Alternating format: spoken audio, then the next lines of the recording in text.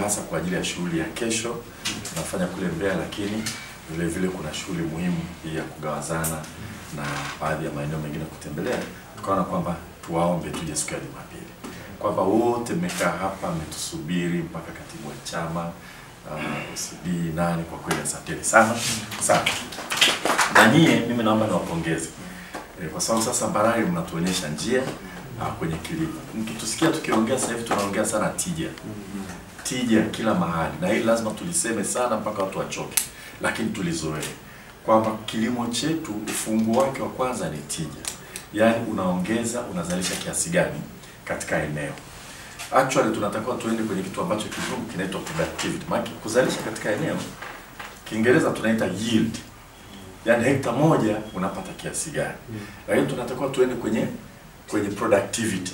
Maana yake nguvu yote ulioweka kwenye kilimo unapata kiasi gani. Lazima uingie gharama ya zana ulizotumia, gharama ya umwagiliaji, gharama ya pembejeo, gharama ya nguvu kazi na opportunity cost ya eneo ambalo unalitumia.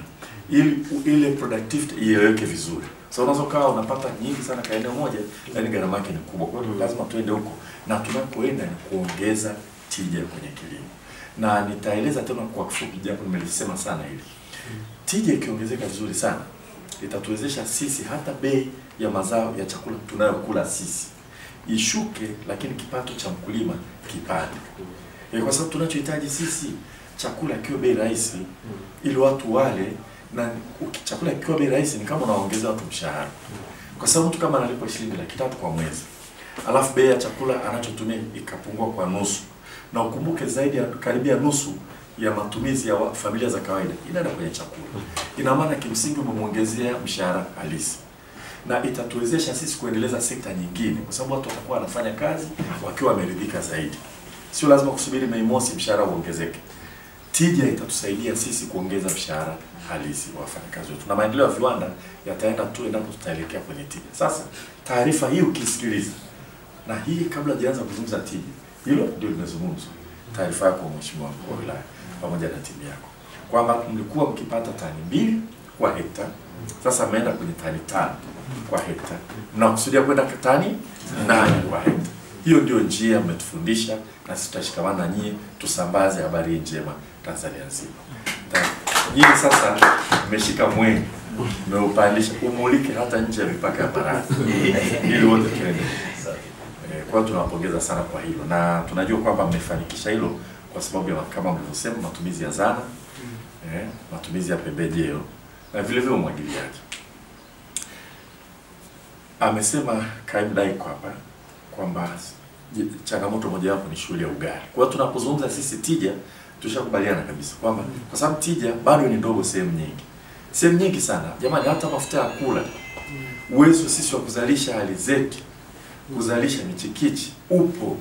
Tatizo tija iko chini kiasi kwamba gharama uzalishaji inakuwa kubwa, inakuwa rahisi kwenda kununua mafuta mawese. Tunanunua mawese kutoka Malaysia, tunaleta huko, wakati kuna wakulima wanahitaji kulima na kupata zile fedha katika maeneo ya vijiji na kadhalika alizeti na hivyo. Kwa hiyo tumeona kwamba kwa sababu tija ni ndogo, lazima tupambane nayo. Tutapambana nayo kwenye alizeti ambayo sitalizungumza sana hapa, lakini nafurahi kwamba mwamko umeanza kuwa mkubwa kwa kutumia mbegu bora kama mnafanya nyinyi matumizi hapa.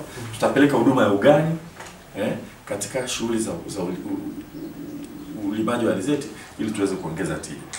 Kwa hiyo sisi tunaposema tija ni ndogo, tunataka tutumie mbegu bora kama mlivyosema nyewe wenyewe.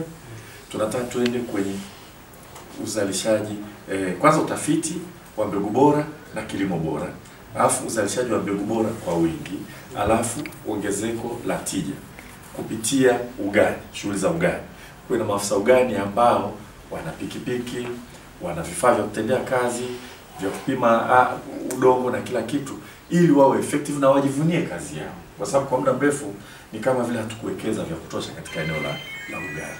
Tukitoka huko tunakwenda kwenye swala la umwagiliaji, tutakwenda kwenye masoko.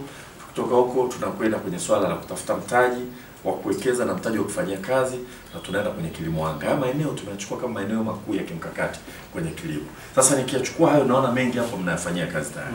Kwa hiyo nawapongeza na kuwashukuru sana.